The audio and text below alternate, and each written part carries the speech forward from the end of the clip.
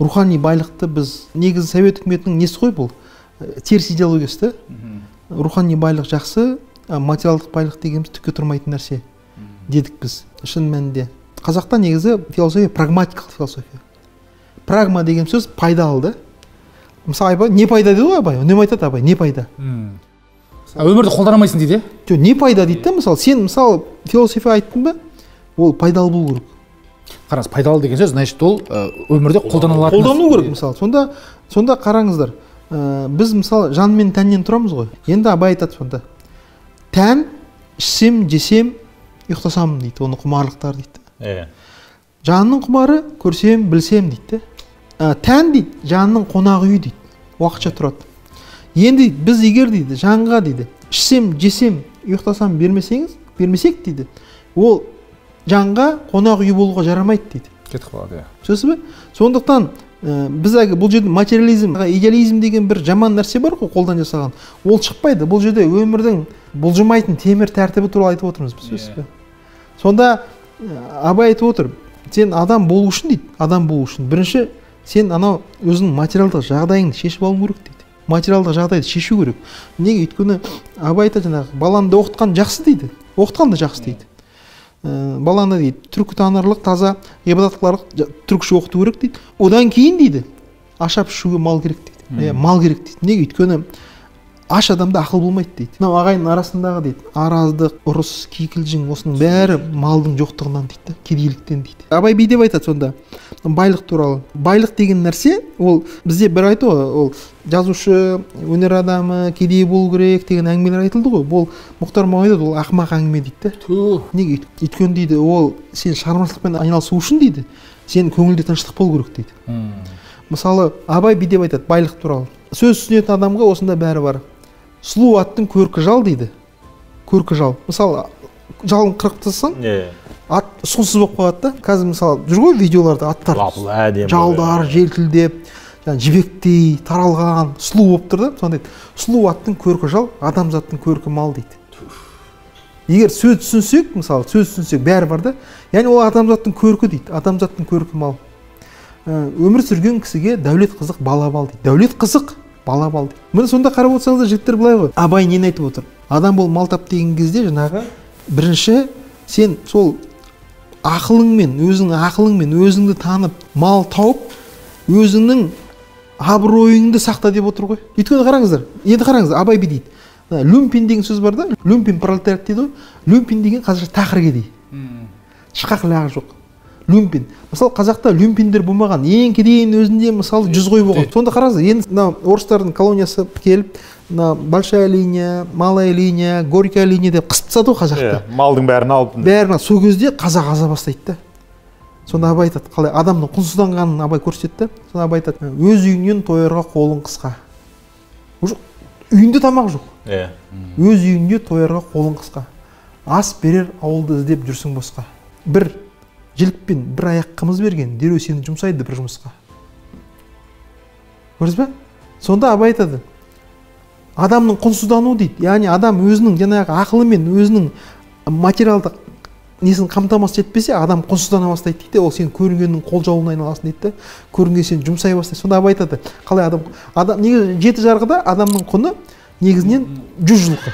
100 жылқы де. Сонда Абай айтады, 100 жылқы 6 жақсы болған басы бір табақ ас болады оның құны дейді. Ой, жаман айтты нәне, мәссіған дейді. Кезінде 7 жарғыны біз енді Қасым хандардың несіне кетті ғой, келді. Тәуке хан кезінде. Кезінде мына адамды біз өлтірсек, 100 жылқы беруіміз керек еді. Иә, құны. Құны сонда еді ғой. Сонда бір табақ аса сатып алдым деп тұр ғой. Мәке не болды? Ана. Ал. Сонда анау қазақта өзі сәлемдескенде, мысалы біз қазақтың данышпан ғой. Мысалы бәз ешкім сәлемдеспейді олай. Негізі былай сәлемдесу керек. Қазақ мал жанамын ба дейді. Малды бір шорын қойып отырды. Яғни сырты түк, іші боқ малды бір шорын қойып отыр. Неге дейсіз? Ол қазақтың ақымақтығынан емес. Ол мал жанының сақтап қалуының шарты. Яғни біріншіден мал сенің ыстықтан, суықтан сақтайды, жаныңды физикалық тұрғыдан. Екіншіден сенің абыройыңды сақтайды, ұжданың. Шәкәрім айтқан осында, иә? Шәкәрім айтады, мақтан үшін мал жема, жан үшін жей дейді. Қазаққа көз сүзбестің қамы үшін жей. Арың сатпа, терің сат, адалды ізде. Адалдық, ғибадат ар үшін жей дейді. Сонда қарасаңыздар, ол мал деген нәрсе, ол адамның жанының сақтап қалу шарты да, малым жаным садағасы деген сол негізінен. Өйткені сонда мал біріншіден жанды, адамның жанының ыстықтан, суықтан сақтайды. Қараңыз, осы толтырайыншы. Бізде қазір Құдайға шүкір, медицина дамып жатыр. Өзіміз енді қасымызда кәсіпкер болғаннан кейін қасымызда кәсіпкер адамдар көп.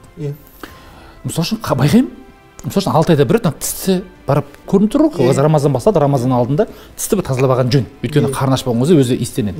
Болмаса 6 айда бір рет барып, болмаса бір жылда бір рет барып, бір 2000 доллар, 3000 доллар чекап жасалады. Сіз Түркияда жүрсіз, білесіз ғой оны. Сонда жағдайы бар адамдар сол чекап жасамай жүр ғой. Сонда бұл малым жанның садақасы дегенге амал қылмай тұр ғой. Амал. Ол былай дейді. Оларда Абай айтады, олар малға достар дейді. Ойбай, малға дос деген ұғым бар Абайда. Абай айтады, малға достың мұңы жоқ малдан басқа. Аларында амал жоқ алдамасқа. Табысына табынып қалтан қағып, тойғаннан қалғанын бер салышқа. Не сонда? Былай мысалы, қазіргі адамдар, кейбір адамдар бар мысалы да. Кейбір адамдар мысалы жетімдер үйіне көмектеседі, интернетқа береді, үйтеді, бүйтеді. Біз бір жомарттық жасап жатырмыз деп ойлайды да. Бар ғой ондайлар. Абайда жоқ дейді. Олардың ниеті дұрыс емес дейді. Неге? Олардың ниеті олар тойғаннан кейін ғана беріп жатыр дейді. Ойбай, тойғаннан қалғанын беріп жатыр дейді. Сонда Абай айтады, олар малға достар дейді. Малға достың мұңы жоқ малдан басқа. Көрдіңіз бе? Ол басқа ештеңе ойламайды дейді. Ар, абырой, отан, ізгі қасиеттер адам ештеңе ойламайды, түсінесіз бе? Тек қана малды ойлайды. Өйткені малға тәуелді болып қалған.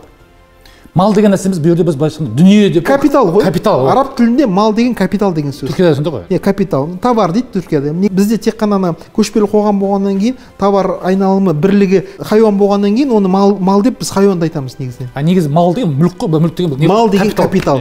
Мысалы, кімдер өзбектер пул дейді. Пул деген материал, мата. Матамен жасайды. Одан олар пул деп сөйлейді, пулым бар ма? Бізде мал ма, ол пулым бар. Сонда қарасаңыздар, Абай айтып отыр. Жаңағы бұл үлкен бір кесел дейді, рухани кесел. Ана көрдіңіз бе, адам неде бар, жапондарда керемет бір жанр бар да, хайку деген. Соны жапондар айтады, адам хризантеманы өсіріп шығарды дейді. Өсіріп шығарды, өзі хризантеманың құлына айналды дейді. Сонда өзіңіз ойлаңыз, бұл қандай ақымақтық, надандық та бұл. Сен малды өсіріп шығарасың да, сол малдың өзін малды жұмсамай, малдың құлына айналасың. Капитал, қараңыз, капитал жиналды, қазақша переводта депозитінен 20 миллион теңге бар деп айтайықшы. Кейбір кісілер осы жерде біліп тұр ол историяны. 20 миллион теңгесі бар.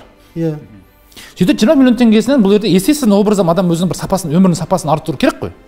Соны жаратпаса, сонда Абайға ұнамайды ғой адамдар, Дәулет деген не? Дәулетті адам, сол малды жаны үшін жұмсай білетін адам. Тойбай, мына жаман кетті бар ғой. Мәссаған.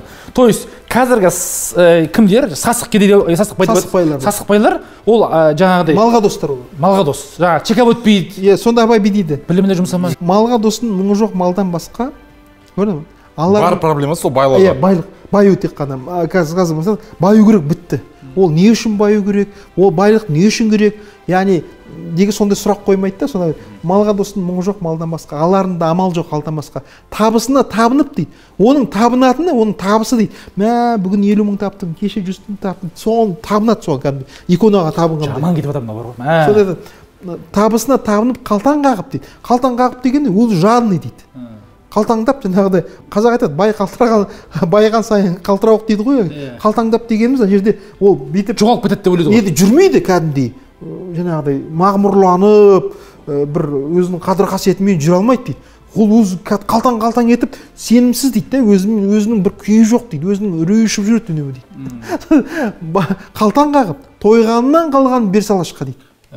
Сонда айтады ғой, енді бұл малды не үшін жинайды дейді да.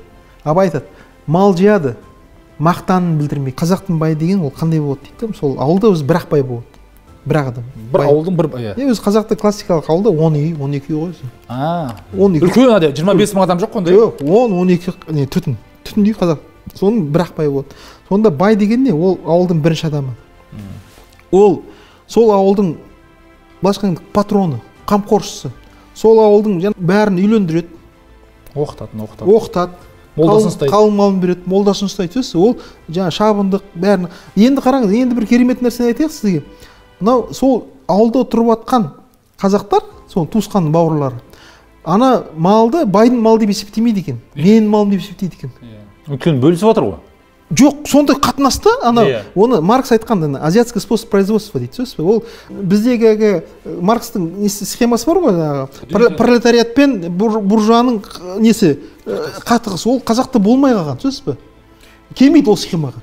Абай айтады да, мысалы, бай болудың несін айтады? Совет үкіметі кезіндегі орысқа қараған кездегі бай болудың зиянын айтады да. Қандай зиян дейді да? Сонда абай айтады, мал бағайын ба дейді. Бірінші қара сөзінде. Жоқ, баға алмаймын дейді. Ұры залым тілемсектердің дейді, малын бағып беруге, мен өмірімді қор қылуға енді менің ешқандай да құлқым жоқ дейді. Көрдіңіз бе? Ұры залым тілемсектердің дейді. Өйткені абай айтады, кімді пір тұтамыз дегенде бір сөзінде қарсы айтады, қазақтың байын жоқ дейді. Қазір қазақта былай дейді. Қазақта ана әбден қоғам азған ғой. Берсең жағасың, бермесең жақпайсың дейді да. Яғни сен бай болсаң, малыңды сен таратып беруің керек сияқты көзқарас қалыптасады да. А шын мәнінде қазақтың қоғамның азған кезіндегі түсінікті. Негізінен бұрын қазақтың өзі бәрін білген. Несін менегі ретін білген. Қазақ би деп айтады. Бай болғысы келмейтін адам жоқ дейді. Құдай қаламайды дейді. Хан болғысы келмейтін адам жоқ, халқы қаламайды дейді. Сонда мынау байлық деген ол бір мәдениет. Ол тектен текке, 7 атасынан, 8 атасынан, 10 атасынан үзілмей келе жатқан бір мәдениет, бір білім, бір элитный білім ол, сөзсіз бе? Сонда бай болудың өзі білім ол. Сонда кім айтады ғой, үмбетей жырау? Хан болмаған хан болса дейді, қанамаған ел қоймас дейді. Би болмаған би болса, айтылмаған сөз қоймас. Бай болмаған бай болса, жайламаған сай қоймас дейді. Сонда бай болмаған ол 7 атасынан байлық жоқ, онда мәдениет жоқ, онда білім жоқ. Ал 7 атасынан бергі байлар, онда тек бар. Мына родовая аристократия дейміз ғой біз. Ол байлық деген ол, родовая. Ол жаңағыдай Шопенгауэр айтады, аристократияның 3 түрі бар дейді. Біреу родовая аристократия туысынан, мысалы граф, барон, туат, мысалы төрелер біздегі. Екінші дейді, ол жаңағы байлық аристократиясы дейді. Ол да аристократия. Үшіншісі рухани аристократия дейді. Білім жағынан. Иә. Сонда қарасаңыздар, енді қараңыздар, байлық не үшін керек деген кезде мен сізге айтайын, байлық деген бұл демократияның негізі. Сонда қазақ айтады, барма ханға дейді. Қазір мысалы бәрі ханға барғышты. Президенттің алдына барып, депутат болғысы келеді, әкім болғысы келеді. Креслосына отыруда күні армандайды, сөз бе? Неге олар ана қазақтың мәдениетінен алысты, жаңағы нәрселер саған өз келеді дейді да. Қазақ бедеді, барма ханға, хан келеді малға дейді. Сен бай болсаң, хан саған өзің келеді. Неге? Өйткені байлық ол тіршіліктің көзі. Ол тіршіліктің қайнар көзі. Билік та, байлық та, сұлулық та, роскош, мұның барлығы тек қана байлық арқылы жасалады да. Осы үшін айтылған ба, аузы қисық болса да байдың баласы өледі. Міне, ана айтады ғой, Шал ақын айтады ғой әлгі. Құлықтан қарақалпақ болсаңдағы байлық шіркін мініңді жасырады дейді. Сөз бе? Жоқ, мысал деймін де, аузы қисық болса байлық та ол да аристократиялық.